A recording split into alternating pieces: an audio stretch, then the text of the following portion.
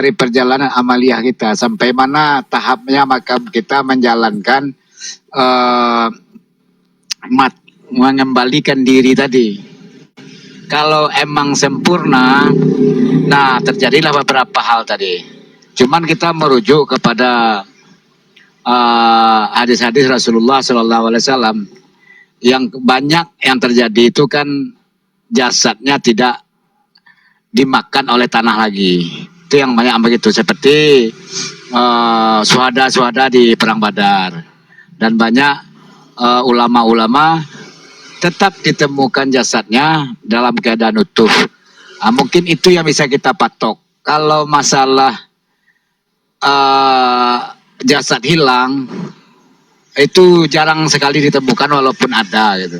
Jadi itu bukan suatu kajian tentang mematikan diri sebelum mati, cuman menyangkut kepada perjalanan seorang hamba tadi sampai mana dia menyempurnakan perjalanannya. Kira-kira begitu sedikit. Ya, terima kasih Mbak Fakih. Silakan Pak Rahman. Itu wajar. Silakan Pak Rahman. Mohon maaf Pak Rahman. Silakan Pak Rahman. Ya, terima kasih. Saudaraku, alhamdulillah. Jadi benar, ya kita tidak bisa berkehendak untuk seperti itu. Fir'aun juga kan, maaf ya, diberikan tanda oleh Allah dan tidak juga hancur, padahal dia mengaku Tuhan. Jadi jangan... Itu diawetkan Pak Rahman. Itu diasamkan Pak Rahman. Maksudnya, salah satu, ya walaupun kita banyak para syuhada juga seperti itu, tetapi begini, jangan berprinsip bahwa nanti tidak hancur baru selamat. Nah, itu bahaya itu sudah. Kalau sudah, nanti akhirnya ilmu itu akan dicari, kalau hancur tidak selamat. Itu kan banyaknya, tadi sudah disampaikan, ada yang hancur, ada yang tidak hancur, ada yang hilang, ada. Itu memang terjadi. Itu terjadi. Tetapi intinya adalah kembali kepada diri masing-masing lah. Istiqomah sajalah. Kembali kepada istiqomah tadi.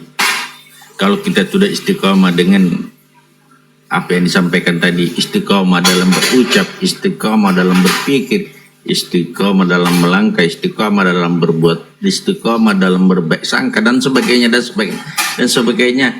Wallahu bishawab. Akhirnya bagaimana? Wallahu bishawab. Bukan amal kita yang menentukan, tetapi ridhonya lah yang menentukan. Apa ridho atau tidak? Bagaimana kita Allah ridho dengan apa yang kita laksanakan? Seperti itu saya kira saudaraku. Untuk masalah-masalah seperti itu, kalaupun ada diberikan keistimewaan, alhamdulillah. Tetapi bukan itu tujuan. Saya kira bukan tujuan. Bagaimana mendapatkan ridho Allah itu tujuan kita. Saya seperti itu, tambahan sedikit. Silakan saudaraku. Syukur alhamdulillah, terima kasih Pak Rahman.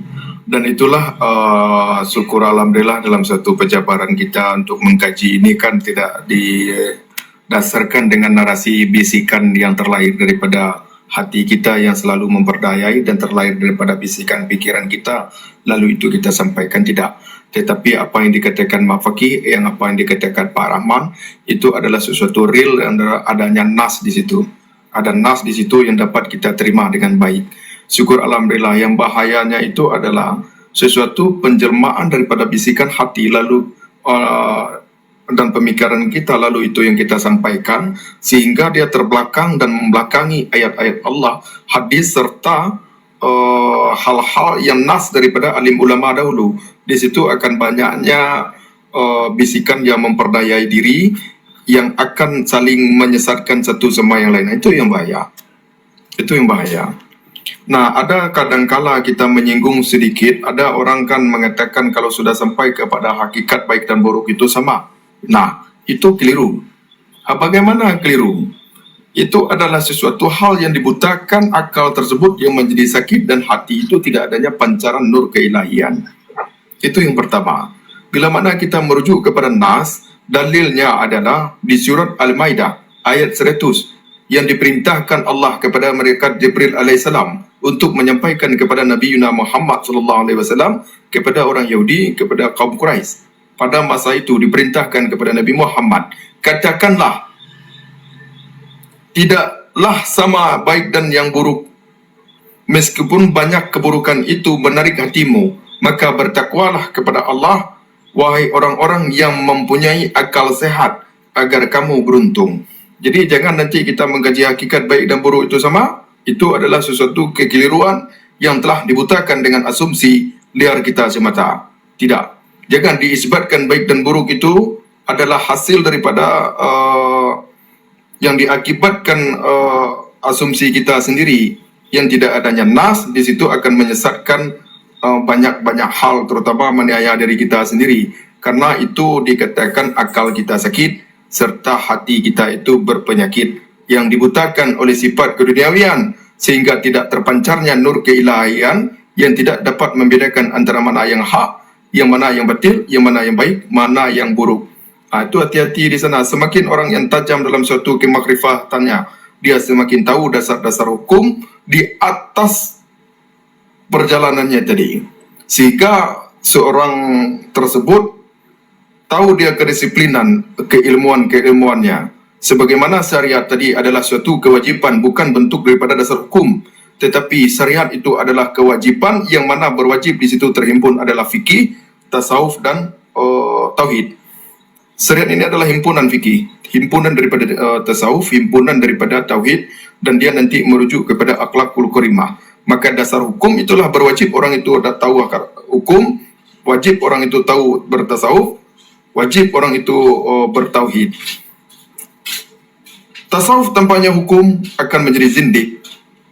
Tauhid tanpa adanya hukum akan menjadi fasik. Maka syariat inilah himpunan dari segalanya. Himpunan dari segalanya. Sebagaimana kita isbatkan dalam satu kajian, syariat adalah umpamanya ini. Kita banyak tahu syariat adalah tubuh, tarikah adalah hati, hakikat adalah ruh, sedangkan makrifat adalah sir. Itu hanya mendekatkan kabar saja, mendekatkan paham saja. Tetapi syariat bukanlah diawali dengan kita rendahkan, bukan. Tetapi syariat ini adalah himpunan daripada tarikah, himpunan daripada hakikat, himpunan daripada makrifat, himpunan dari fikih, himpunan daripada tasawuf, himpunan daripada tauhid. Itu syariat. Syariat itulah yang dikatakan kewajiban. Himpunan dalam sesuatu kewajiban tadi. Wajib orang itu tahu dasar hukum, wajib orang itu bertasawuf, wajib orang itu bertauhid. Tauhid ini adalah millah, sebagaimana diajarkan Nabi Muhammad kepada Nabi Muhammad SAW, dan diperintahkan untuk mengikuti milah Nabi baginda Ibrahim alaihissalam. Maka sanad keilmuan ketauhidan itu sampai kepada Nabi Nuh alaihissalam, Nabi Ibrahim alaihissalam, Nabi Muhammad SAW. Kalimah tauhid diturunkan kepada pertama sekali kepada Nabi Nuh alaihissalam, yang diturunkan kepada Nabi Ibrahim alaihissalam, diturunkan kepada anak cucunya sampai kepada Nabi Ismail alaihissalam, dan sampai kepada Nabi Muhammad SAW. Dan dua nabi yang diturunkan kalimah Bismillahirrahmanirrahim, sebagaimana Nabi Yunus mengatakan tidak ada ayat satupun diturunkan kepada nabi-nabi kecuali kepada Sulaiman ibnu Daud dan diriku, kata Rasulullah, yakni kalimah Bismillahirrahmanirrahim. Jadi untuk bab tauhid ini yang dikatakan di dalam Al-Quran, kalimah tauhid ini adalah kalimah takwa. Di dalam Al-Quran, kalimah takwa.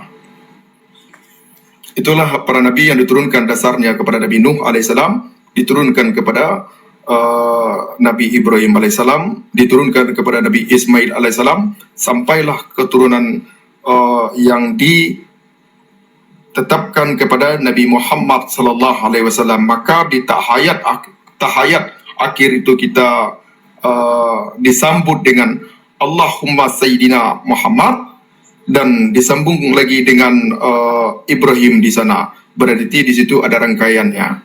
Bab tauhid dan akhlak sejalan. Bab tauhid dan akhlak sejalan.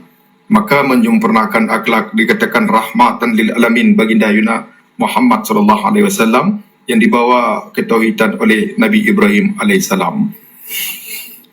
Mungkin begitu saudaraku. Assalamualaikum saudaraku Cahyo. Udah lama kita tidak satu kumal ini saudaraku Cahyo. Assalamualaikum Silakan apa yang mau disampaikan. Silakan saudaraku Cahyo. Assalamualaikum. warahmatullahi wabarakatuh. Waalaikumsalam warahmatullahi wabarakatuh. Ini izin Guru Rudi, ini saya berhubung ketemu guru saya ini, Guru Cahyo sama Guru Pakih ya kan, Mak Pakih ini. Jadi kesempatan lah bagi saya untuk bertanya kan begitu Guru Rudi. Karena memang selama ini pertanyaan ini bertanya gitu ya. Guru Cahyo menjawabnya, tapi ada sedikit yang tertinggal Guru Cahyo ya.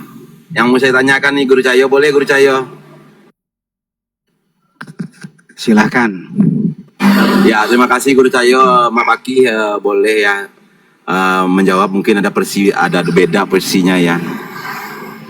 Kita tahu tetangga kita sebelah ya, golongan sebelah itu dia memiliki semat. Jadi ketika dia meninggal saja ya kan, umatnya itu ada yang menyelamatkan tuh. Entah kemana diselamatkan saya juga nggak tahu gitu ya. Pokoknya ada juru selamatnya gitu. Jadi selama ini jadi pertanyaan jadi di dalam diri saya Guru Cahyo. Ini kita ini setelah lama-lama di dunia ini pasti meninggal semua kan ini ya. Kita kemana? Saya nggak mau meninggal saya. Oke. Kalau sampai mau meninggal silahkan, saya nggak mau. ini Guru Cahyo. Ketika jasa kita itu dimatikan Guru Cahyo, jasa kita dimatikan, kemana kita lagi Guru Cahyo? Silakan Guru Cahyo. Yang kemana ini yang apa yang ditanyakan? Iya, setelah nyawa dicabut tentu jasad meninggal ya. Nggak ada nyawa dicabut. Siapa yang nyabut nyawa? Ada yang cabut nyawa, orang pada meninggal semua. Itu loh, orang pada meninggal semua. Pergi dari rumah sakit pasti ada yang meninggal tuh hari ini. Nggak ada nyawa dicabut. Konsep secara aktual, ibaratnya burung dengan sangkar. Tatkala sangkar itu sudah sobek, maka burung akan keluar. Siapa yang nyabut burung? Kecuali dipaksa. Ya, pada intinya kita tahu lah ya, pada semua manusia itu meninggal Guru Cahyo. Meninggal, saya nggak mau meninggal. Kan saya sudah tak bilang dari awal. Iyalah, saya tanya lah Guru Cahyo, susah banget nih Guru Cahyo nih. Jadi makanya kan konsep tadi pada innalillahi wa inna ilaihi rajiun itu ada dua konsep seperti yang diterangkan sama host, yaitu mati kubro dan mati sugro.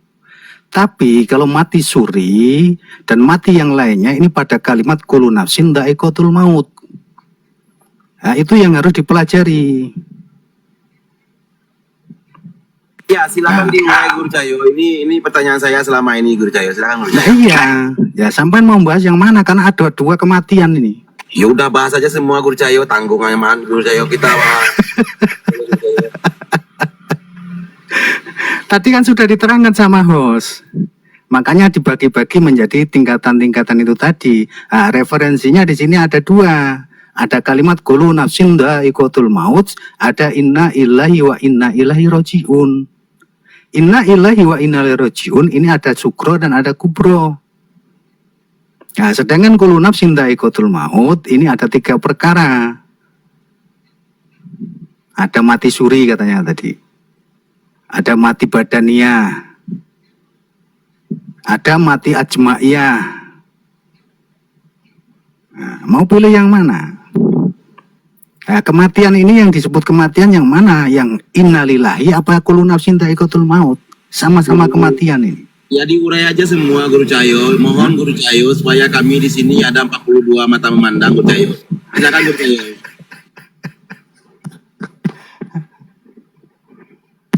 Karena saya belum pernah mati, maka saya nggak bisa menguraikan gitu loh. Nah, ini cuma pemahaman aja kan gitu loh maksudnya. Ini nggak punya tujuan berarti lah ya. Nggak punya tujuan ya. Nggak punya tujuan ya Guru Cahyo ya. Lah iya, makanya kalau saya pernah mati maka saya akan berbicara. Tapi saya nggak pernah mati. Saya akan berbicara tentang kematian, bukan mati. Oke, dipersilakan Guru Cahyo berbicara tentang kematian. Silakan. Nah, seperti itu. Nah, konsep daripada kullu nafsin dha'iqatul maut di situ larinya kepada apa? Yang disebut dengan perjalanan secara rohani. Nah, itulah yang disebut dengan pencapaian jati diri yang sebenarnya. Nah, kalau konsep innalillahi wa inna ilaihi raji'un berarti ini sudah hancur lenyap semuanya. Ini yang disebut dengan mati kubro. Tatkala manusia sudah meninggal dunia, tatkala jasadnya masih ada, berarti dia tidak mengikuti daripada konsep innalillahi wa inna ilaihi raji'un. Karena sesungguhnya segala sesuatu yang berasal daripada Allah maka akan kembali kepada Allah. Kenapa masih disimpan jasadnya, masih tidak dimakan cacing, masih tidak hancur? Nah, ini kan melanggar daripada konsep innalillahi wa inna ilaihi raji'un. Cuman secara pola pikir manusia seakan-akan itu sudah hebat orang-orang kayak gitu. Nah, ini yang harus kita gambarkan. Nah, karena konsep innalillahi wa inna ilaihi raji'un ini semua yang ada dalam 7 lapisan langit yang ada dalam diri kita, 7 lapisan bumi yang ada dalam diri kita akan kembali kepada Allah. Dari nyawa kembali kepada unsur. Daripada jiwa akan kembali kepada alam jiwa. Sampai dengan ruh. Nah, ini yang disebut dengan kematian sugro. Bagaimana dengan kematian kubro? Maka ayatnya adalah kullu syai'un halikun ila wajah. Jadi suatu hari nanti semuanya akan hancur lebur kecuali daripada wajah zat yang maha kuasa itu sendiri. Nah, ini yang disebut dengan kubro. Tetapi karena referensinya secara awam, kullu nafsin dha'iqatul maut itu ya kematian, innalillahi wa inna ilaihi raji'un juga kematian. Silakan, nggak masalah. Tetapi kalau dalam konsep secara rohani, ini juga bisa dibagi menjadi 2 tingkatan. Kullu nafsin dha'iqatul maut, lari kepada mana? Dari maknawiyahnya adalah mematikan daripada segala sesuatu bentuk yang terkait dengan urusan manusiawi dan duniawi dalam kehidupannya. Ini yang disebut dengan kullu nafsin dha'iqatul maut.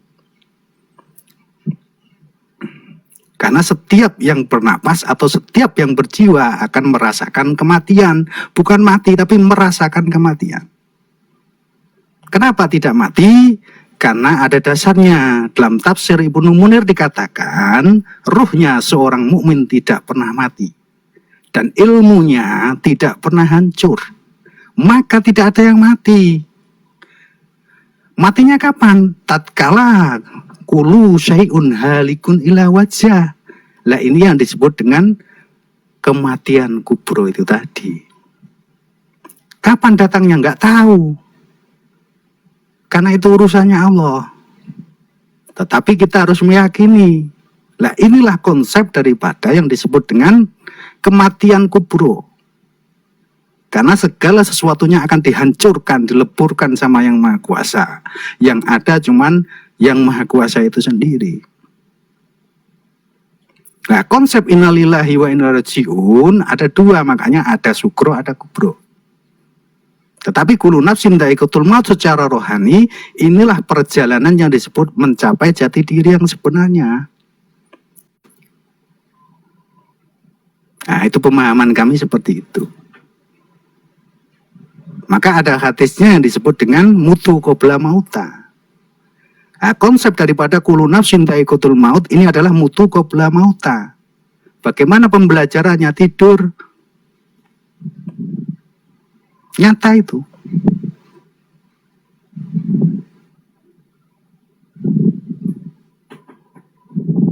Nah, kalau ditanyakan mau kemana? Ya kembali kepada yang maha kuasa semuanya.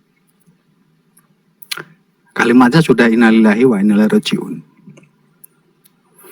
Nah, sekarang silahkan yang mempunyai konsep bahwasanya orang yang meninggal itu jasadnya masih utuh dan segala sesuatu hal itu tidak dimakan cacing, itu adalah sebagai bentuk daripada sebuah keajaiban. Silahkan konsepnya bagaimana, dasarnya apa, sehingga hal itu dikatakan segala sesuatu hal sebagai karomah. Rasulullah sendiri tidak ada soalnya. Bang Cahyo, boleh saya ikut bertanya sedikit saja?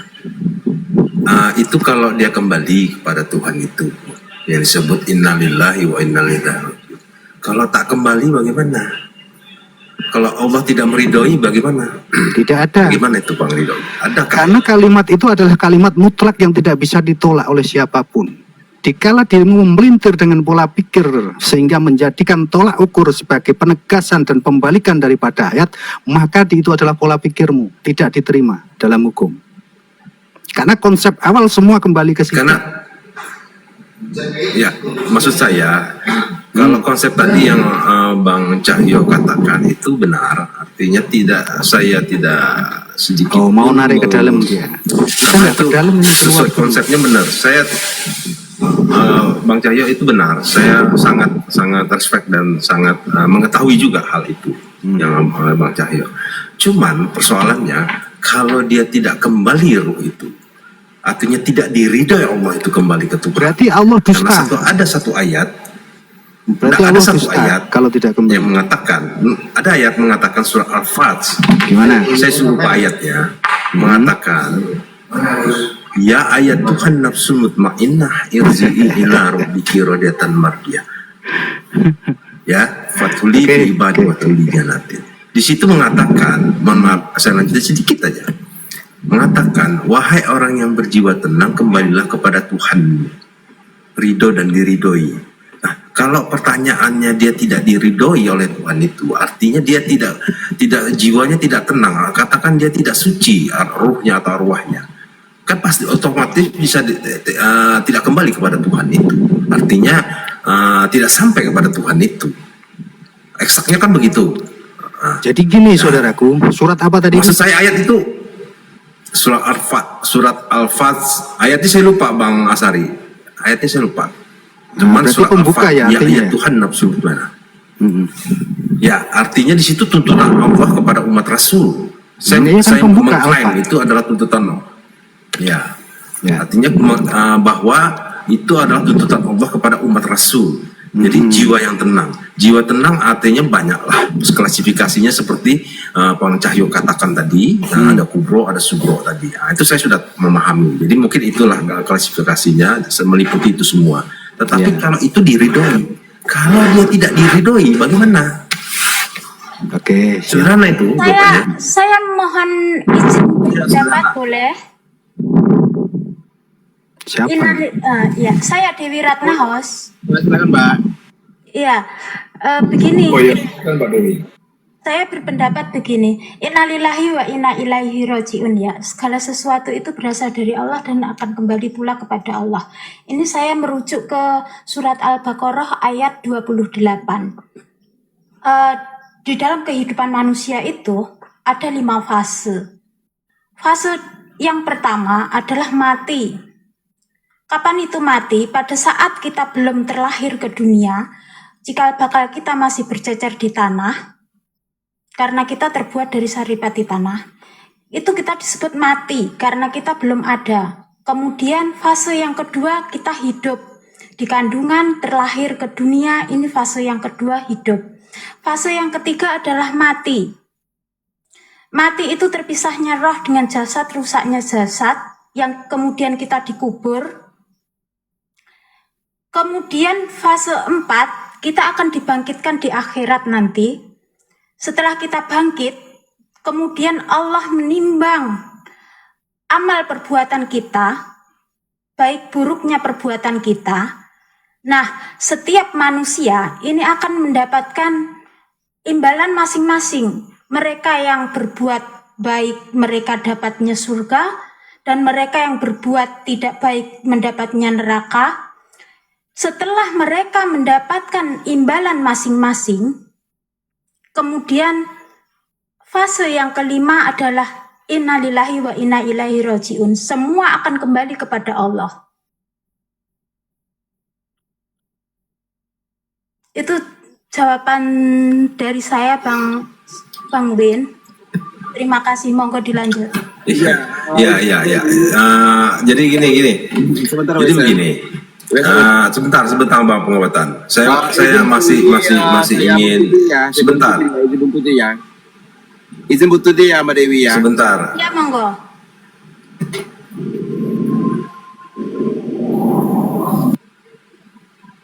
Jadi gini, tadi kan saya katakan bahwa itu kalau Allah meridhoi.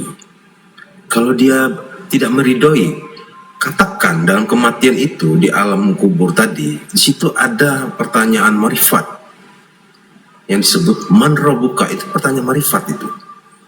Bukan pertanyaan syariat itu. Pertanyaan marifat.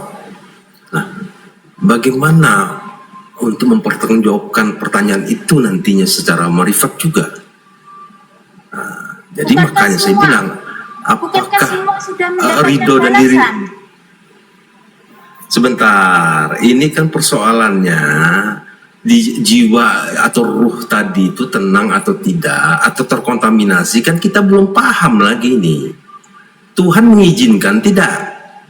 Kalau dia tidak mengizinkan, apa yang terjadi dengan arwah yang tadi, arwah yang mati tadi? Ini persoalan masalahnya. Ini penting sebenarnya. Ada kalimatnya dalam Al-Quran itu di kerangkeng antara langit dan bumi katanya. Di kerangkeng antara langit dan bumi. Itu dia. Karena peristiwa kematian itu pasti ada yang disebut alam kubur. Alam kubur. Alam kubur itu nanti katanya ada yang disebut siksa kubur. Dan pertanyaan marifat loh ya, bukan pertanyaan syariat ini. Kalau pertanyaan syariat masih bisa dijawab lah dengan akal pikiran. Ini pertanyaan marifat, arwah itu ditanya. Yang buta huruf itu ditanya. Siapa nama Tuhanmu? Man rabbuka, itu pertanyaan marifat, itu bukan pertanyaan syariat itu. Itu di titik, harus garis bawahi dulu. Nah, kira-kira Bang Cahyo, ini kita anak ilmuannya Bang Cahyo saya anggap luar biasa. Apa yang terjadi kalau dia tidak diridhoi oleh Tuhan itu? Itu saja, Bang Cahyo. Kira-kira, saya ingin aja. Saya ingin supaya yang 461 ini mendengar hakikat dari kematian itu. Oke, siap. Jadi istilah daripada inna lillahi wa inna ilaihi rajiun ini adalah keseluruhan.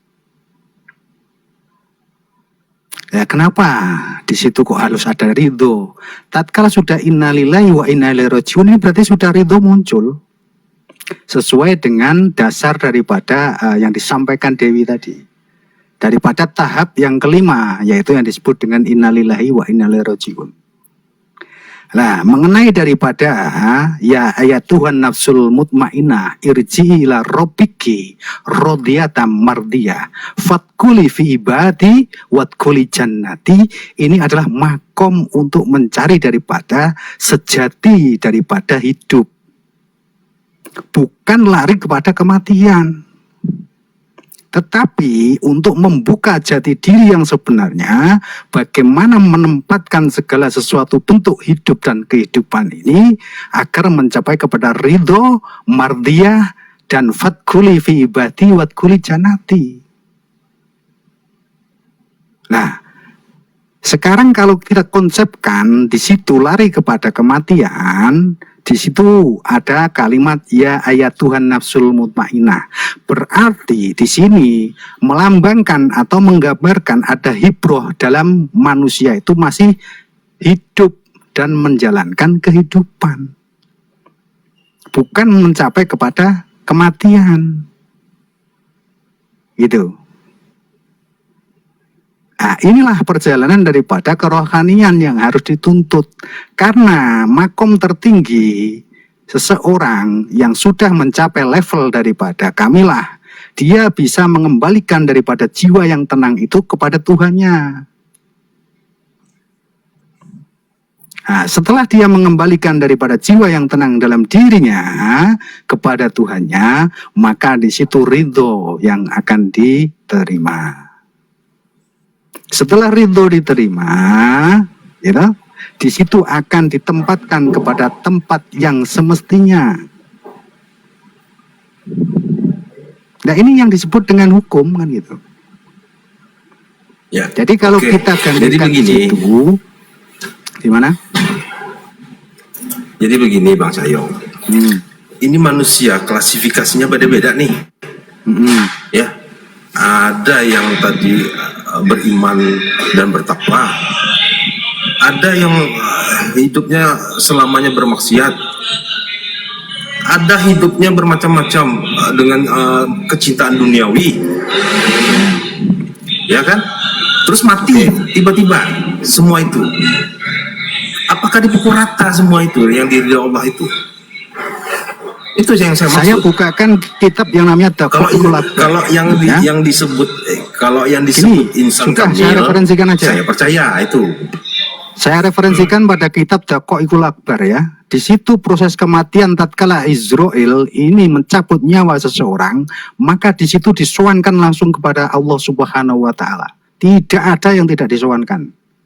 Tetapi diperintahkan di situ antara ilyin dan sijiil. Gitu. Jadi proses kematian tatkala ruh ini dicabut, bukan nyawa loh ya. Ruh idofi, ya. Ruh idofi atau ruh pokok ini dicabut oleh Israel menurut pengobatan tadi. Ini langsung disuangkan ini. Lah inilah lafadz innalillahi wa inna rajiun itu melengkapi daripada hal itu. Tidak ada yang tidak disuangkan. Laporan itu Israel kepada Allah. Ini si fulan meninggal dunia ya Allah. Ditempatkan di mana ya Allah? Maksud taruh saya di sini. begini, Bang Cahyo. Gimana? Maksud saya begini, Bang Cahyo. Apakah semua manusia tadi yang tadi klasifikasinya bermacam-macam, Ya tanpa udah jawab disucikan loh ini dia bisa tadi. kembali ke Tuhan atau gimana? Ya udah kembali. Tanpa disucikan loh ya. Kembali. Jiwa dan jiwa tenang. Secara ya, proses kematian semuanya kepada kembali. Tuhan itu artinya dia tersucikan fitrah dia. Ruhania itu.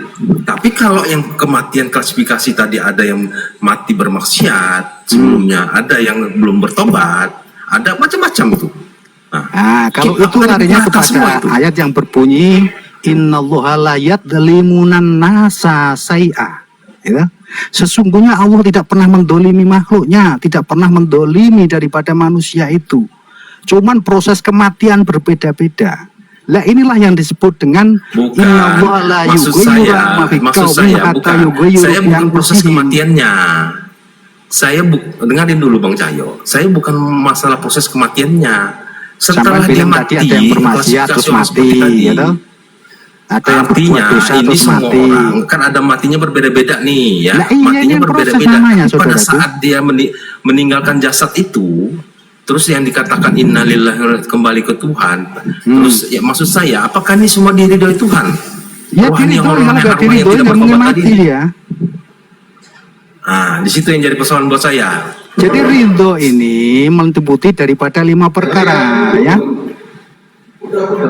Jangan hanya diaplikasikan cuma satu.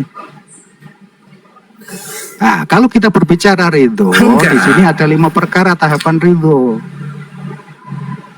Bukan. Begini Bang, ini Saya udah menangkap ini. Jadi, yang mau, ya saya udah menangkap. beriman dan bertakwa, katakan dia orang yang beriman dan bertakwa ya, klasifikasinya. Oke, sama Terus Wil. ada yang tidak beriman bertakwa, ada yang tidak bertobat. Wah. Terus matinya tuh mau yang bagaimanapun, tapi Ini. matinya pada saat dia dikubur makanya- itu bagaimana? Apakah dia Makanya, Bang apakah Wil, ada lanjutan tadi- peristiwa lain atau gimana? Ini jadi Makanya, persoalan Bang Wil, loh. tadi Kenapa? saya jelaskan, kan? Apakah dipukul rata semua? Apakah dipukul rata bahwa itu semua diridhoi Tuhan? Tidak begitu. Itu yang saya maksud. Tidak benar begitu. Saya kira tidak disampaikan Bung Cahyo. Ada 2 alam, si jin dan ilin. Kan 2 saja itu tempat itu. Yang baik akan sudah dijawab tadi Bang Win. Bagaimana maksudnya? Ya, tadi saya kan jelaskan kan. Setelah ditimbang amal perbuatan kita, yang baik mendapatkan balasan surga, yang tidak baik mendapatkan balasan neraka. Nah, semua masing-masing kan sudah mendapatkan balasan nih. Kan sudah selesai. Maka berakhir dengan semua akan kembali kepada Allah. Innalillahi wa inna ilaihi Itu raji'un. endingnya, Mbak. Itu endingnya. Saya bertanya setelah kematian masuk alam kubur itu gimana? Pertanggungjawaban di situ gimana? Ini. Apakah dia diridhoi langsung ke Tuhan atau dia masih siksa kubur gitu loh? Oke. Mungkin ini Itu jawaban. endingnya yang diceritakan. Ya. Jadi mungkin ini jawaban yang diperlukan oleh sahabat Will mungkin. Jadi manusia itu kita tahu lah ya. Kita semua ini pada meninggal semua. Udah terima aja lah. Pasti pada meninggal semua ini udah. Calon-calon mati semua ini. ya kan? Jadi ketika manusia itu meninggal, dia akan kembali kepada Tuhannya, gitu loh. Nah, ketika ada manusia ya Tuhannya pencinta alam kan, ada tuh Tuhannya alam kan gitu, pencinta alam namanya kan. Jadi dia kembali itu kepada Tuhannya alam itu, gitu. Ada juga orang yang bertuhankan pohon, kembali pada pohon dia gitu. Ini kemana-mana nih, stop dulu, nggak boleh itu, ini kemana-mana ini narasinya. Itu udah ada tadi disampaikan. Gini Bang Win. Ya. Udah benar itu, dan sama Mas Cahyo tadi, silakan Pak Puki. Ya, gini Bang Win. Jadi innalillahi wa inna ilaihi itu nanti di barzahnya. Di barzah kan nanti ada 2 setelah proses mungkar dan nakir. Nanti yang direda itu yang banyak amalnya itu matinya dalam keadaan beriman ditempatkan di Iliyin, di Roda Miradatul Jannah. Itu sudah dijawab tadi. Yang amal baik, banyak amal buruknya tadi ditempatkan di Sijin. Ke sana dulu barzahnya. Nah, jadi jawaban Mbak Dewi Ratna itu setelah alam mizan, setelah sirat, yang baik di surga, yang buruk amalnya di neraka. Itu masih panjang prosesnya, Mbak. Nah, nunggu kiamat dulu yang itu. Teman, sementara sebelum kiamat datang, menurut Minhajul Ihya Ulumuddin Imam Al-Ghazali, yang ditempatkan di Raudhah Miradatul Jannah yang baik, kemudian yang jelek ditempatkan di Sijin. Terus bagaimana prosesnya siksa kubur? Orang yang beriman, yang amalnya bagus, itu sampai menunggu hari kiamat seolah dikatakan di situ tidur 1 malam, berarti nggak ada penyiksaan di situ. Tapi bagi orang yang amalnya buruk, di Sijin udah mulai penyiksaan itu. Itu Mang Win, kira-kira Mang Win.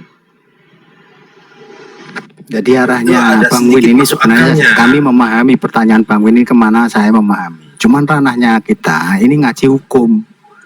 Kalau ngaji hukum ya luar aja, nggak usah ke dalam lah. Betul, karena hostnya tadi sudah menerangkan tentang syariat. Memang kalau secara hakiki inna lillahi wa inna ilaihi raji'un ini menempati makom daripada anbiya wal mursalin. Selain itu nggak ada. Maka di sini itu saya memahami. Saya paham itu. Tetapi ini kan manusia kan tidak semua ulama nih. Makanya Bang Win, kami memahami pertanyaan Bang Win. Karena yang di bawah ini syariat, saya nggak mau ke dalam, nanti menyalahi aturan host. Mau saya ini orang taat kok. Kematian itu sebentar Bang Cahyo, kematian itu sifatnya gaib Bang Cahyo, sifatnya gaib. Dan itu kematian itu semua manusia akan mati. Itu kita harus bicarakan. Tak bisa kita sembunyikan. Kematian itu gaib. Dan kegaiban itu arwah yang dimaksud ridho dan diridhoi ini yang mana? Apakah dia diizinkan Tuhan atau tidak? Kalau dia ini tidak, berarti dia akan mengalami sampai itu. Sampai ini tahu arwah apa enggak sih? Coba terangkan arwah itu apa? Pokoknya yang keluar dari jasmani itulah arwah tadi, ya kan? Nah, itu yang pertanggungjawabannya di situ. Dalam kalimat arwah ini adalah kumpulan daripada yang disebut dengan jiwa atau roh. Ini arwah namanya. Nah, sekarang saya mau bertanya, apakah klasifikasi manusia yang mati tadi, yang berbeda-beda tadi amalnya, yang berbeda-beda tabiat dan akhlaknya, kira-kira itu dipukul rata semua, dia diridhoi Tuhan atau tidak bertemu Tuhan tadi? Oh gitu. Ya ada yang diridhoi, ada yang tidak. Itu yang saya maksud intinya. Udah tak jawab. Ada yang diridhoi, ada yang tidak. Saya maksud. Kalau yang diridhoi berarti kembali kepada prosesnya? Yang Maha Kuasa. Lari kepada Ilyin, kederajatan yang tinggi, ya toh? Kalau nggak diridhoi, lari kepada Sijil, gitu loh. Jelas? Sudah, berarti klop ya kan? Ya klop. Berarti ada siksa kubur itu kan? Ada. Siapa bilang nggak ada? Sip, sudah mantap, clear sudah itu. Ada. Ini berbelit-belit cuma jawabannya menunggu seolah-olah dipukul rata semua. Saya kembali ke Tuhan, innalillahi. Nggak bisa begitu. Seolah-olah innalillahi wa inna ilaihi raji'un itu semua kembali ke Tuhan. Itu ending saja cerita itu yang diceritakan oleh Mbak tadi. Itu ending. Ada prosesnya panjang itu. Bang Win, begini kita mengambil iktibarnya Saya ya. saya izin bertanya, host. Begini, yang menjawab adanya siksa kubur, saya tanya, bagaimana ada siksa kubur sementara belum ada timbangan perbuatan ini lebih banyak baik atau buruk? Bagaimana tahu-tahu udah disiksa sementara belum tahu berat yang mana? Tapi kalau pendapat Bang Fakih, saya lebih setuju.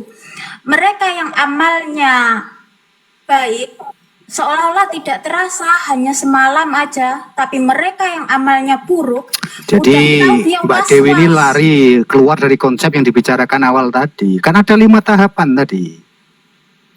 Ya toh? Iya, Kalau 5 tahapan lah, tahapan awal apa coba? mati sebelum kita itu terlahir, masih cikal bakal kita masih bercacar di tanah itu. Sama no bilang mati itu punya jiwa apa enggak itu?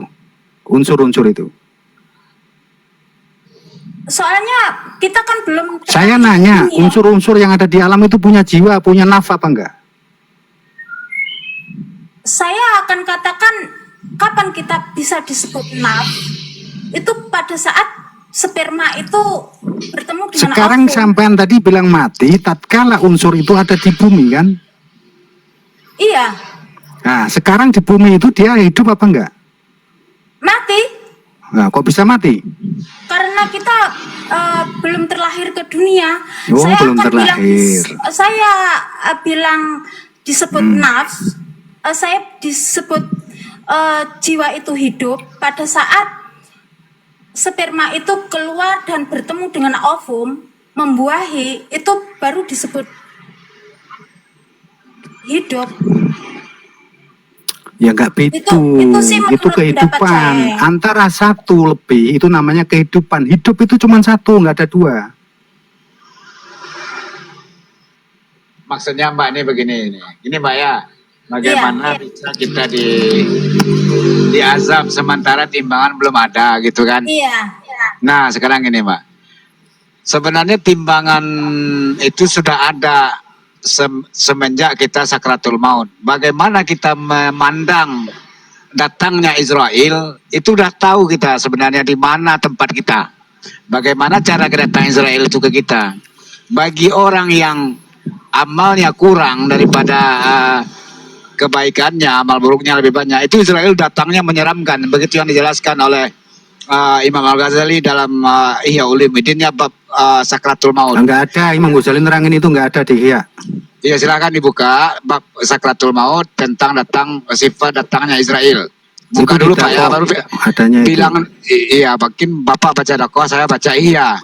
Ya. Ya itu jilid berapa yang saya baca tentang sakaratul maut itu? Bab kematian tentang sakratul maut, tentang mensifati datangnya Israel Ya, jilid ketika berapa itu? pencabutannya. Kita buka kitab bagaimana Pak? Silakan Ya, buka buka kitab aja, Bapak. buka, silakan. Saya buka. Bapak bawa kitab juga. Silakan biar tambah kuat. Bapak juga bawa kitab. Enggak usah, Jangan saya framing udah saya. tahu. Oh, nggak bisa. Bapak jangan framing saya. Saya berani buka. Bapak buka aja Silakan kitabnya. buka biar kuat gitu loh, karena hostnya juga bawa Quran tadi. Ini bukan Quran ini iya. Ya silakan Bapak Sama buka. sama Ikhtiarnya, buka. coba. Nggak mau saya, sama buka aja. Jadi saya baca iya, Bapak baca itu mungkin keterangan sama nggak usah dipermasalahkan. Berarti Ya Bapak coba nggak tamat keterangannya iya. gimana di Ihya itu? Nah, ketika Israel datang dalam keadaan sangat menyeramkan ketika sakratul maut, itu bagi orang yang udah amalnya dibilang jelek, itu sebenarnya udah azab, udah mulai ketakutan dan menggigil. Apalagi di saat Israel dalam pencabutan nyawa, itu sangat sakit dan menyakitkan. Di situ aja sudah tahu, belum ada timbangan Sampai apa-apa. tahu situ, Pak. dengan alam kubur dan alam barzah apa enggak? Saya baca semua kitab Ihya Ulumuddin tentang alam Ya barzah. saya Kita nanya, buka semua. sekarang bedanya alam kubur dengan alam barzah apa? Alam kubur, alam barzah sama Pak dalam Oh pembahasannya. sama, yaudah. Ya, Oke, ya siap, udah siap. ya. Kita sepakat di siap, situ ya. Sip. Ya. Jadi alam kubur itu pencabutan nyawa sampai hari kiamat itu alam kubur atau alam barzah. Alam kubur bahasa kita. Alam barzahnya bahasa Arabnya. Oke? Oke, siap. Ya, siap, kalau siap. nanya kitab, siapkan aja kitabnya. Saya sudah siap kok kitabnya. Tapi saya nggak mau buka Lanjut, sebelum lanjut, Bapak buka Pak kitab Baki. juga. Lanjut Pak Baki. Ya. Bang Baki, Nah, lanjut ketika- proses ya. tadi dilanjutin. Ya, ketika nyawa sudah berpisah dari badan, kemudian sudah didatangkan itu sifat ketakutan. Sehingga mayat tadi mengatakan, berteriak ketika dibawa ke kubur, jangan bawa ke saya ke sana, jangan bawa saya ke sana. Itu bahasanya dalam itu. Kemudian bagi mayat yang amal baiknya supaya disegerakan dibawa dimintanya ke situ. Nah, setelah itu baru ada pertanyaan mungkar dan nakir dan sebagainya. Itu belum ada timbangan apa-apa. Nah, baru sudah itu diletakkan di sijin, di lubang-lubang neraka. Sampean itu tadi kubur katanya bilangnya bahasa Jawa. Itu ada kalimat adabil kubri itu apa? Bahasa apa itu? Antum ini yang nggak perlu masalahin. Sekarang buka aja kitabnya, ayo sama kita buka kitab. Ya sudah, sampean yang bilang tadi Ya. kok. Nggak usah lanjut dipermasalahin, dulu, yang nggak Bang perlu Cahyo. dipermasalahin. Lanjut, saya mau juga tahu, saya juga mau mencari keilmuannya ini. Lanjut aja, lanjut Bang Baki. Ya. Nah, setelah itu Lanjut, dibaca, Bang Baki. Kalimatnya Ini sudah keliru proses loh. kubur. Kubur katanya bahasa jangan Jawa. sok pintar, buka aja kitabnya. Ayo kita buka kitab. Loh, Nggak usah ada dipermasalahin. doanya, doa kubur Bang Baki, ada kok. sebentar. Iya, kita nggak bahas Dah, doa, lagi perjalanan kubur. lanjut di proses kubur. Goblok banget. Lanjut di proses kubur, coba. Saya mau dengarkan Keluar, ini. kan? Ini keilmuan Keluar, juga. Ros. Coba, lanjut Bang Baki. Dalilnya keluar, Ros. Lanjut. Iya. Bang Ya Baki. nggak perlu di-framing, nggak perlu Lanjut. di-framing. Dalilnya Kita keluar, cari Ros. perjalanan aja. Subhanallah. Iya. Nah, lanjut aja proses kubur tadi. Saya suka Cari tuh aja mendengarnya. dari Keilmuan ini, sekarang. coba. Jangan mempermasalahkan bahasa. Lanjut, yang lanjut, perlu Bang Baki. panjang berbahasa, berputar-putar di sana kita nanti. Nah, Proses kubur setelah- tadi Bang Baki, lanjut. Iya. Ya, Kemudian yang saya setelah heran ditanya ada mungkar dan nakir, yang saya Mau heran lanjut itu apa enggak? yakin betul sama Mama Empaki ini mereka ada pencabut nyawa itu bawa timbangan, yakin betul ya gitu loh. nah, siapa Tunggu, yang sebentar, bilang Bang, timbangan lagi? Apa pengobatan siapa yang buat timbangan? Ya Allah. Silakan lanjutkan dulu, Mbak Paki. Silakan lanjutkan dulu, Mbak Paki. Nanti ada dalil juga di Al-Quran, nanti saya akan bab itu. Silakan. Emang Israel tukang ronsokan buat simbangan. Lu nggak buat. Ya udah kita lanjut ya. Kan ada aja yang mengganggu kan, nggak sampai itu. Nah jadi gitu Mbak. Jadi setelah dikubur kemudian didatangi nungkar wanangkir, jelas di situ pertanyaan dijawab. Kalau bagi beriman, orang beriman penjawabannya sempurna, dan bagi orang yang amalnya jelek itu penjawabannya tidak yang seperti yang diinginkan. Maka di situ sudah dapat ditempatkan di mana dia buat sementara sebelum ada surga dan neraka. Yang amalnya bagus diletakkan di sijin raudah min raudatul jannah, kemudian amal jelek diletakkan di lubang-lubang neraka yang kita sebut dengan sijin. Nah, kemudian baru ada penyelipan sangkakala setelah itu. Nah, penyelipan sangkakala dikembalikan lagi semuanya, berbentuk lagi ada masar baru ada mizan, masih panjang, Pak. Ini baru ada timbangan di situ. Ya, kira-kira begitu, silakan. Baik. Sebentar, Bang, pengobatan. Nah, coba sebutkan dalilnya si jin dan iliyin itu, ada dalilnya nggak sih?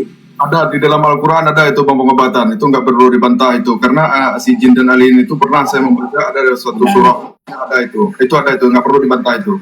Kalau Buka Anda. Ada itu. Itu ada itu. Ada. Maka Tadi sudah sampaikan ada. Di juz sama itu ada, di juz sama itu. Betul. Di surah Al-Quran pun ada kan Cahyo. Itu nggak perlu dibantah, Bang, pengobatan. Itu ada itu. Ini mau cari ribut aja, diam dulu. Oke ya, terpaksa saya benerasi sedikit ya. Menurut saya, manusia yang paling buruk itu adalah Fir'aun. Fir'aun itu manusia yang paling buruk ya. Di dalam Al-Quran jelas sekali dikatakan begitu. Fir'aun itu diperlihatkan neraka jahanam itu pagi dan sore itu. Pagi dan petang gitu kan. Bahasanya begitu tuh. Cuma diperlihatkan saja gitu loh. Nggak dimasukkan juga.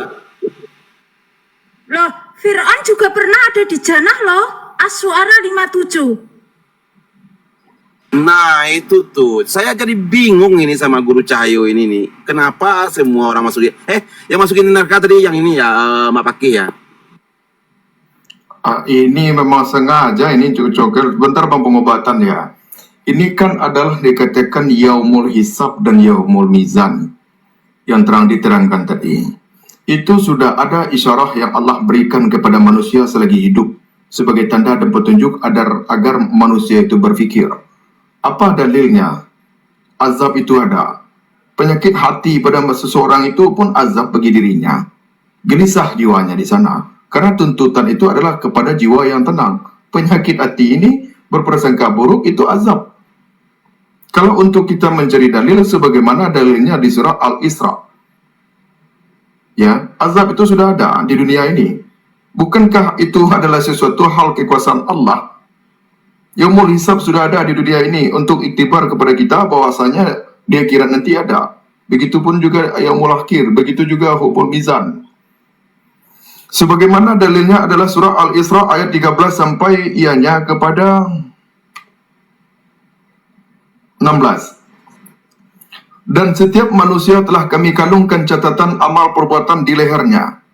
Dan pada hari kiamat kami keluarkan baginya sebuah kitab dalam keadaan terbuka. Ini kita ngambil dulu rujukan kepada sugro. Kematian sugro yang sebagaimana matinya kiamat sugro. Berpisahnya ruh pada jasad seseorang itu kan dibukakan kitabnya dirinya itu. Telah dibukakan kitab dirinya ditampakkan oleh pada jasadnya sehingga ada matanya yang melotot, ada busa di mulutnya, ada yang keluar keringatnya, ada yang wajahnya yang gelam, ada yang wajahnya yang senyum, bahkan ada yang berkeringat, ada yang bau, ada yang wangi. Itu merupakan sesuatu hal yang telah ditampakkan azab itu di dunia bagi mereka yang berfikir. Itu yang dikatakan kiamat sugro. Maka akan dibukakan kata Allah. Itu nyata itu. Kenapa ada orang yang umpamanya yang melotot matanya, yang menangis matanya, yang ketakutan matanya, yang sedih matanya, yang ada yang wangi jasadnya, ada yang ketakutan jasadnya. Itu adalah kitab diri yang dibuka, yang mana ini kitab sebagai pertanggungjawaban semuanya ini. Maka akan dibukakan. Banyak kita melihat jasad itu, ada jempolnya yang ke bawah, ada jempolnya ke atas, ada jempolnya yang lurus. Macam-macam. Ada matanya ke kiri, ada matanya ke atas, ada matanya lurus. Ada matanya ke bawah, ada matanya ke kanan. Itu bukti azab itu ada di dunia. Membuktikan azab di akhirat ada. Telah dibukakan. Yang kedua adalah, bacalah kitabmu, cukuplah dirimu sendiri pada hari ini sebagai penghitung atas dirimu. Ini yang yaumul hisab.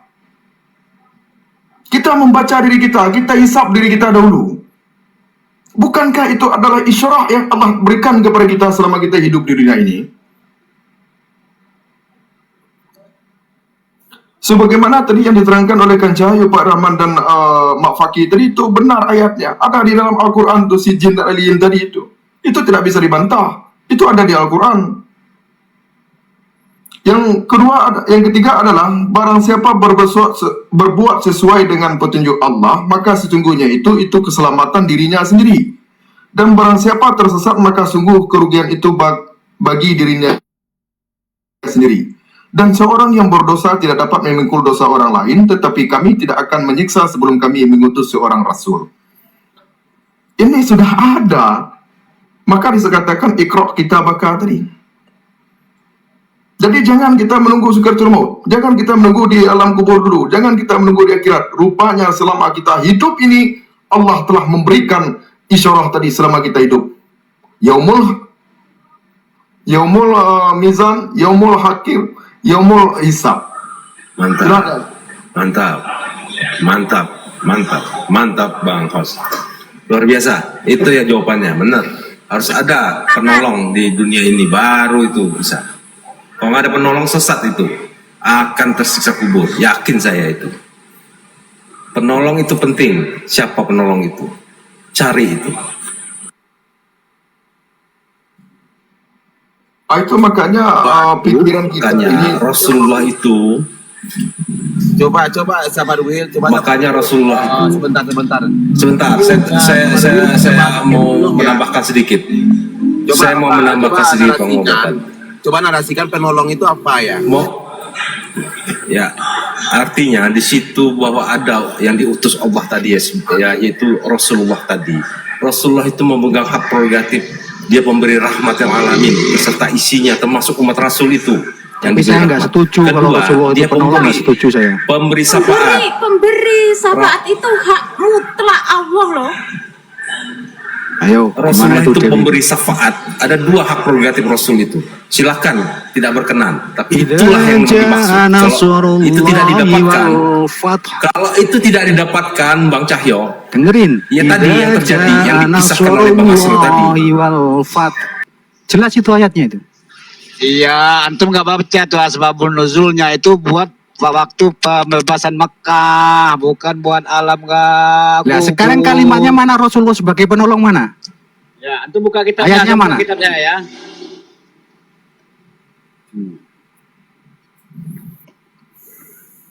Mana ayatnya kalau Rasulullah sebagai penolong, mana ayatnya? Sabar. Ya, buka dulu. Ternyata saya berpikirnya Bang Cahyo itu luar biasa. Ternyata, dangkal juga. Ternyata, mohon maaf nih Bang Cahyo. Ya nggak apa-apa, nggak masalah. Memang saya dangkalin ini. Syafaat itu juga hak mutlak Allah. Jangan menurut saya. Pakai dalil. Ya, saya cari. Ini nanti ada sesuatu dalil juga yang disampaikan oleh Kang Cahyo. Jadi jangan dulu kita menjustis atau bagaimana. Karena nanti ada perkembangan narasi ini. Mau pengobatan kalau tidak ada dalil. Kita kembangkan ya. Yang disampaikan oleh Mbak pakai dalil ya. Yang disampaikan Mbak Dewi tadi jelas dalilnya dalam Al-Quran. Segala sesuatu itu dari Allah, itu dalilnya. Ya, berarti satu saja ngomongnya membenarkan ya. Sudah cukup pengobatan. Nanti ini Sebentar. Saya ada 2 dalil. Ada 4 Satu saya. peristiwa sebentar. Saya ada 2 peristiwa. Kenapa itu yang saya katakan tadi? Ada satu peristiwa yang disebut yang diceritakan dalam hadis Nabi, seorang pelacur yang memberikan seekor anjing sedang kehausan di padang pasir. Itu hadis jangan baca. Itu nggak sampai itu cerita itu. Yang kedua surah Al-Halab. Nah, kalau surah saya percaya, ya coba. Surah Al-Halab mengatakan bahwa seorang paman Nabi yang artinya tidak diampuni dosanya. Dia kekal dalam neraka. Nah, di situ 2 peristiwa itulah yang artinya Rasulullah itu punya hak prerogatif dari Tuhan itu. Makasih. Silahkan cari analisanya sendiri, Bang Cahyo, kalau Anda jago. Sudah jelas itu. Tidak ada Al-Quran segala sesuatu yang bisa menolong kecuali Allah. Ada di Al-Quran. Idza ja'a nasrullahi wal fathu wa ra'aitan nas. Katakanlah pertolongan itu hanya milik Allah semuanya. Dia memiliki kerajaan langit dan bumi. Kemudian kepadanya lah kamu dikembalikan. Ya, jadi sapa Rasul ada Milik nggak? Allah. Sapa Nabi ada nggak? Sapa Rasul ada nggak? Enggak. Nggak ada ya. Oh Hak ya udah. milik Allah. Allah.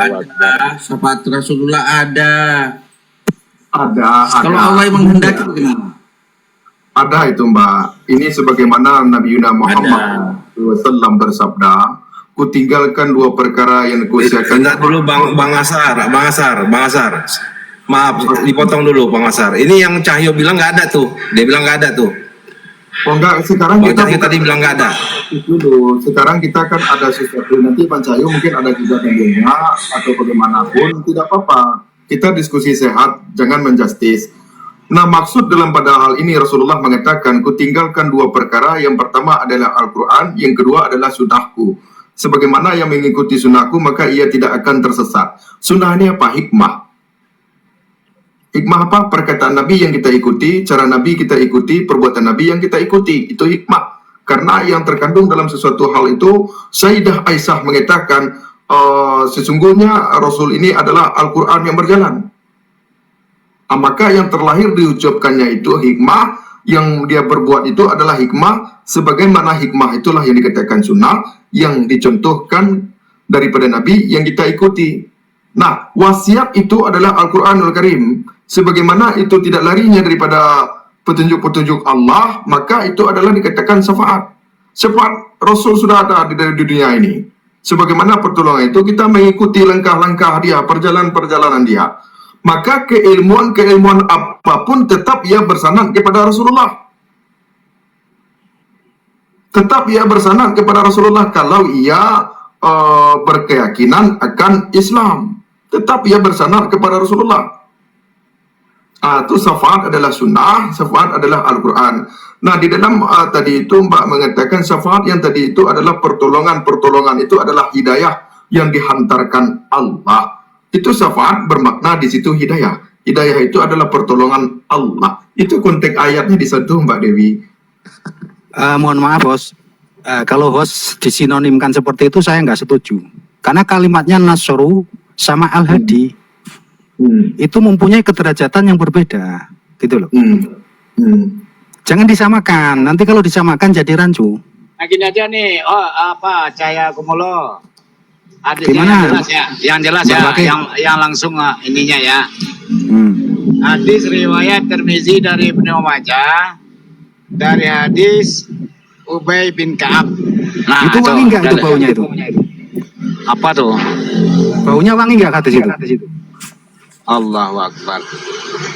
Maksudnya gimana, Komolo? Ya, hadis itu yang saya baca itu baunya wangi apa enggak kok? Oh gitu ya. Iya. Kalau antum mencium ya serahkan mau wangi apa enggak gitu kan? Loh, enggak, kan sampai yang bawa itu coba dicium dulu wangi apa enggak gitu. Oh, udah gila orangnya ini. Loh. Mana? Jadi kalau Pak Fakih ini pakai minyak wangi di tangan, berarti kan cium itu kan wangi gitu loh maksudnya. Berarti itu syokha Iya. gitu loh. Oh gitu. Itu ada Ya, Tirmizi iya. Sahih lah, Tirmizi Sahih.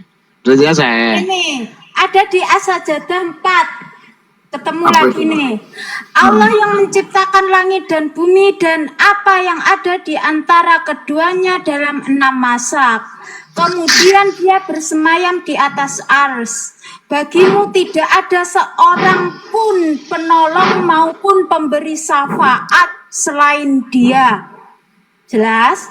Kalau Maka diizin- apakah kamu tidak memperhatikan?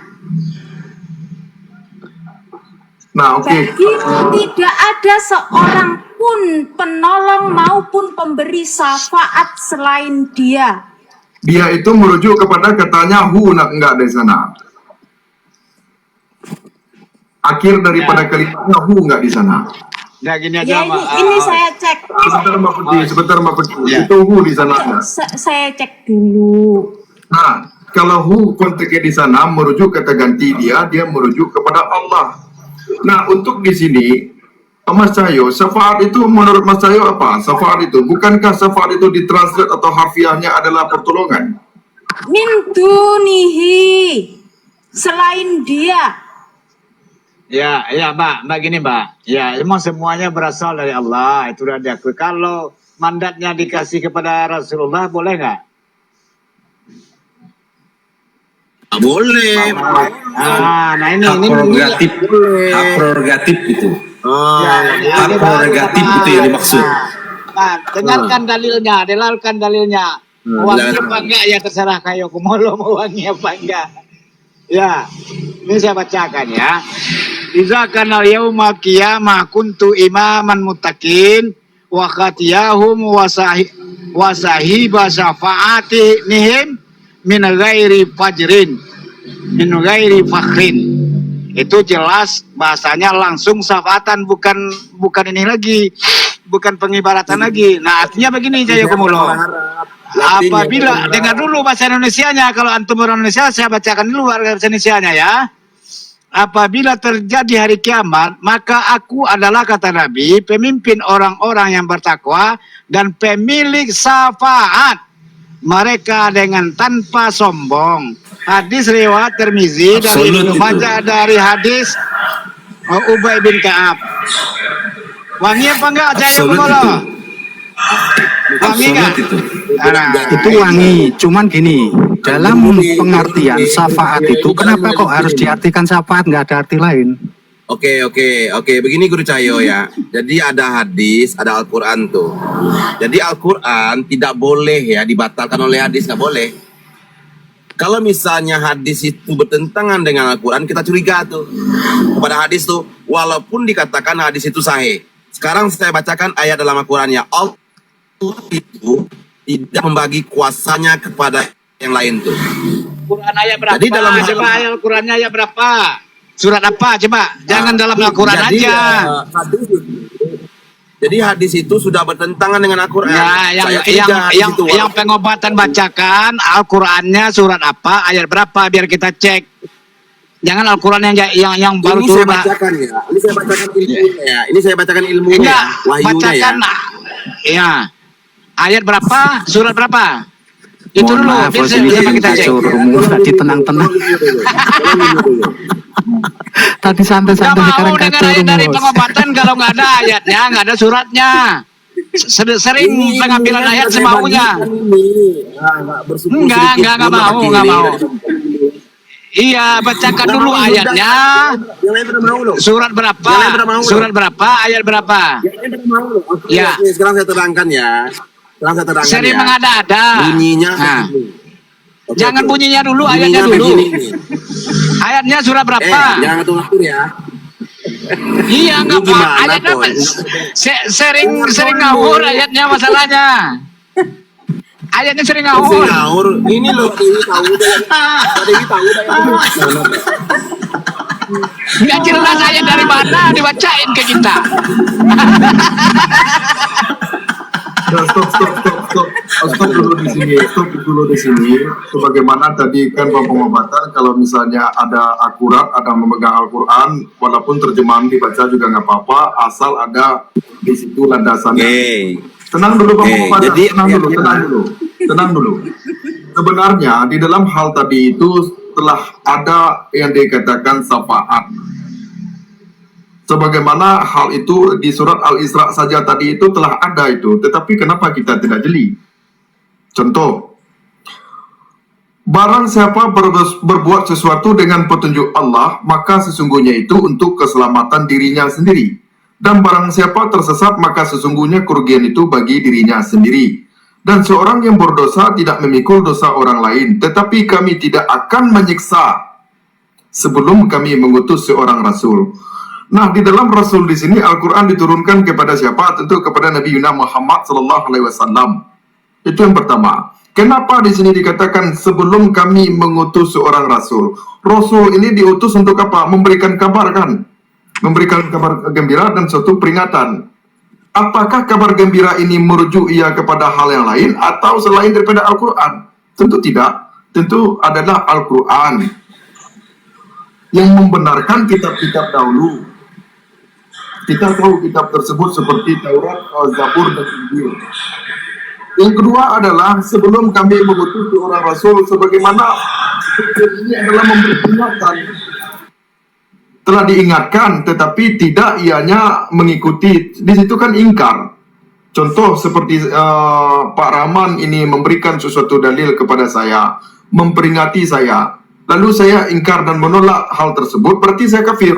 Bukan bermakna kepada yang lain dulu, tetapi kepada diri kita saja dulu. Jangan kita menolak kebenaran yang benar dia sampaikan Pak Rahman, sehingga kita menutup diri. Menutup diri inilah dikatakan kafaru. Kafaru ini adalah kafir, ingkar, menolak. Dari apa yang disampaikan, begitu juga penolakan-penolakan yang disampaikan kepada dari Rasulullah kepada Yahudi, kaum Quraisy semasa itu. Dan juga ini merujuk untuk kita. Al-Quran ini untuk dua alam jin dan alam manusia, untuk keseluruhan manusia. Berarti ini merujuk kepada kita. Kita saja tidak jeli mengenai ayat ini. Ini sudah ada bentuk datangnya seorang Rasul memberikan kabar gembira dan peringatan. Kabar gembira yang mana? Nur yang mana? Cahaya yang mana? Cahaya petunjuk yang mana? Ilmu yang mana? Al-Quranul Karim.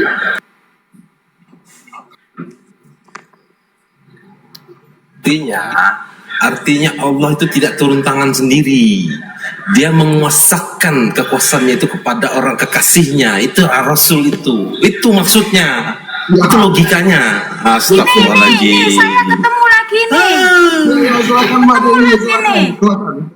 Jadi syafaat itu hak mutlak Allah, kecuali atas izin Allah. Nah, itu poinnya, itu poinnya. 109 baca. Ah, ya. Berarti atas izinnya kan? 109. Pada betul. hari itu tidak berguna syafaat dalam kurung pertolongan kecuali dari orang yang telah diberi izin oleh Tuhan yang Maha Pengasih. Itu jawabannya. Benar kan? Ya, siapa yang dikuasakan itu? Siapa yang dikuasakan itu yang dimaksud? Siapa kekasih Tuhan yang dekat dengan Tuhan? Itu yang dimaksud. Kita berikan Saya tambahin lagi dalilnya. Terima kasih Mbak Dewi ya. Masih. Ini saya tambahin dalilnya Mbak Dewi. Saya tambahin dalilnya ya. Jelas kan? Ya. Jelas kan itu semua? Ya, saya tambahin dalilnya. Likulli nabiyyin da'watan mustajabatun fa'ridu an akta nabiyya da'wani safa'atan li ummi yaumal qiyamah. Nah, setiap nabi mempunyai doa yang dikabulkan. Lalu aku berkehendak menyembunyikan doaku untuk memberi syafaat bagi umatku pada hari kiamat. Nah, hadis riwayat itu. Tirmidzi dari Ibnu Najah dari hadis Abu Sa'id Al-Khudri. Dah, wangikan kumolo. Allahu Akbar. Masa Tuhan mau turun tangan langsung urusan begituan? Nggak bisa. Itu ada kekasihnya yang berwenang. Sekarang kan kita sudah ada rujukan masing-masing itu tertinggal daripada narasi Mas Cahyo. Silakan Mas Cahyo. Oke, siap. Jadi saya memframing daripada kalimat nasroh dan syafa'ah ya.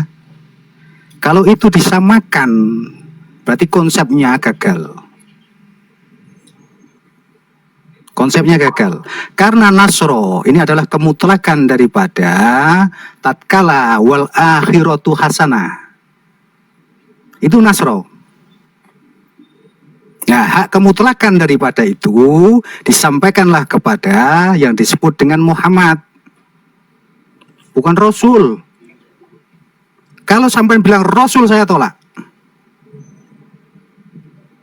Hak mutlak di situ adalah Muhammad, bukan Rasul.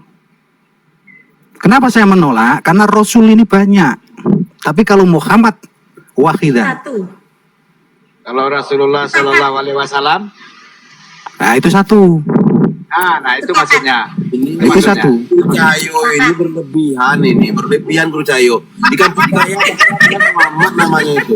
Loh, lah ya kan saya bilang Muhammad. Namanya Guru Cahyo. Satu. Nggak ada dua. Nah, sedikit-sedikit ngeles gak apa-apa lah. Loh, kalau bilang Rasul saya Sedikit-sedikit nggak ngeles gak menolak. apa-apa lah. Karena kalimatnya nggak ada di situ Rasul. Nggak apa-apa ya, dibetulkan aja. Ya, Nah, apa setuju yang saja dibaca saya. oleh Dewi tadi adalah orang-orang yang dikendaki dan diberikan apa namanya itu tadi sebagai kekasih Allah adalah Muhammad, bukan yang lain. Nah, kenapa menjadi Rasul gitu loh? Nah, ini yang saya merepotkan kalimat itu di situ kan.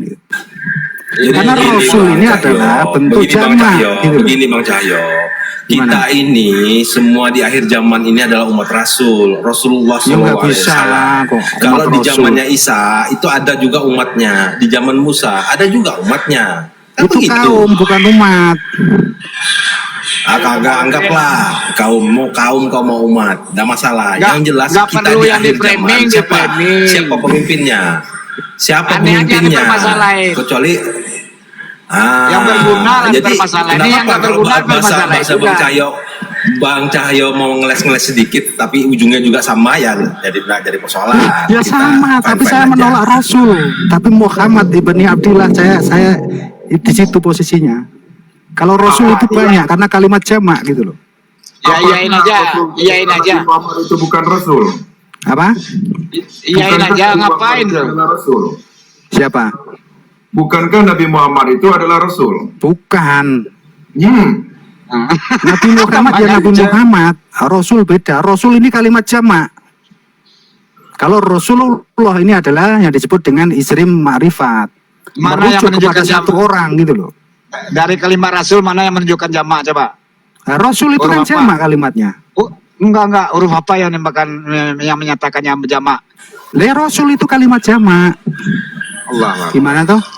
Oke, nggak usah dibahas Itu itu, Bang Sinagiro Oki. itu. Nggak usah dibahas. Berarti Rasul udah itu clear ya, lebih sudah dari clear. satu. Tapi kalau Sebentar. Itu Nabi Muhammad nggak usah dibahas itu, nggak usah dibahas. Sudah clear sudah itu. pasti satu. Enggak ada Lain pakai itu nggak usah dibahas. Ya udah, kita Nah, tinggalin itu kumolo. udah clear ya. Tapi pertanyaannya Kita gini, tinggalin kumolo. pertanyaannya begini. Ya, pertanyaannya begini saja. Tadi kita kembali ke kematian ya. Terus kematian itu yang dipukul rata semua tadi yang kita kisahkan tadi, kira-kira kita butuh nggak syafaat itu? Enggak butuh. Sudah. Silakan yang Silakan lain. saya jawab. Saya jawabnya. Saya nggak butuh. Ya nggak apa-apa, silakan. Kalau nggak betul nggak apa-apa. Udah nggak perlu. Kenapa saya nggak butuh? Karena kembali kepada segala sesuatu yang dibaca oleh host tadi. Tidak ada yang bisa menanggung dosa siapapun itu tadi. Nah, sedangkan syafaat ini adalah pembersihan. Terus gini, hadis pelacur itu kenapa dia bisa masuk surga? Ya itu ya nggak tahu saya. Paman Nabi yang tidak masuk tidak bisa diampuni dosanya bagaimana itu? Karena Anda bisa surga itu jawab belum ada. Ya, nggak ada ilmu di situ tuh. Loh, gak ada ilmu bagaimana? Sampai disampaikan tadi kepada Dewi ya, ada 5 tahapan. Tatkala jelek dimasukkan ke neraka, tatkala tidak bagus dimasukkan kepada surga. Surga dan neraka sekarang belum ada isinya karena menunggu kiamat kubro. Ini sepakat saya. Nah, itu bermasalahnya. Sekarang yang ditempatkan di mana? Dialin dan Lah iya kan selesai seperti itu toh. Iya. Jadi Lah kok masuk ada surga di mana ini kalimatnya? Ya, Jadi sudah gini belum ada. Bang Baki, ini clear sudah clear. Dia tidak butuh syafaat itu. Berarti dia bukan umat Rasul. Intinya itu aja. Ya emang bukan umat Rasul, kapan saya diakui sama umat Rasul kok? Hebat banget. Umat Rasulullah SAW yang saya maksud. Oh, Rasulullah SAW. Iya, saya meyakini hal itu. Komandanku ini. Ini tapi tidak mengikuti gimana? Tidak, artinya katanya tadi tidak Ya saya nggak butuh syafaat Rasul, saya butuhnya syafaat Rasulullah Shallallahu Alaihi Wasallam. Ya toh? Berarti ngeles sedikit lah. Ngeles gimana? Sudah saya bilang Rasul itu adalah isim nakirah, berarti jamak. Berarti Bang Cahyo takut juga berarti kalau gitu. Takut gimana ya Untuk enggak lah. mengklaim juga takut berarti. Zaman pertanyaan tadi, zaman nggak butuh syafaat Rasul, nggak butuh saya. Tapi kalau syafaatnya Rasulullah SAW itu yang saya perlukan. Oke. Sip, Cahyo siap ya. Ada satu hal nanti pada syarat pada masyarakat itu ada suatu keistimewaan diberikan oleh kepada Rasulullah untuk mempercepat itu salah satu syafaat itu tertera juga mungkin di surah Al-Maidah 100 ayat 118. A'udzubillahi minasyaitonirrajim. Bismillahirrahmanirrahim. In tu'adzibuhum fa innahum ibaduka wa in taghfir lahum fa innaka antal azizul hakim. Jika engkau menyiksa mereka, maka sesungguhnya mereka adalah hamba-hambamu, dan jika engkau mengampuni mereka, sesungguhnya engkau lah yang maha perkasa, lah yang maha bijaksana. Jadi Rasulullah memohon kepada Allah, jika engkau menyiksa mereka, sesungguhnya mereka adalah hamba-hambamu. Jika engkau mengampuni mereka, sesungguhnya engkau lah maha perkasa lagi maha bijaksana. Disitulah nanti salah satu syafaat pada saat Rasulullah meminta kepada Allah untuk supaya ini jangan disiksa, gitu saudaraku, di Al-Maidah 118. Terima kasih. jelas dalilnya itu udah. Sebenarnya Cahyo ini saya sebenarnya cuma coba memframing udah. Lanjut pembahasannya. Selesai. Jadi tadi saya mau memframing kok, kan saya sudah ijab kabul tadi, saya framing ini kan gitu. Ya, siap. Saya framing kan gitu. Sampai di mana kecerdasan ulil albabnya ini? Nah, sekarang kan kita banyak bernarasi ini, Bang Pengobatan ketahan mulu nih. Sekarang Bang Pengobatan belum bernarasi, ada nasnya, silakan berbicara Bang Pengobatan. Kalau tidak ada nasnya nanti kami keroyok Bang Pengobatan.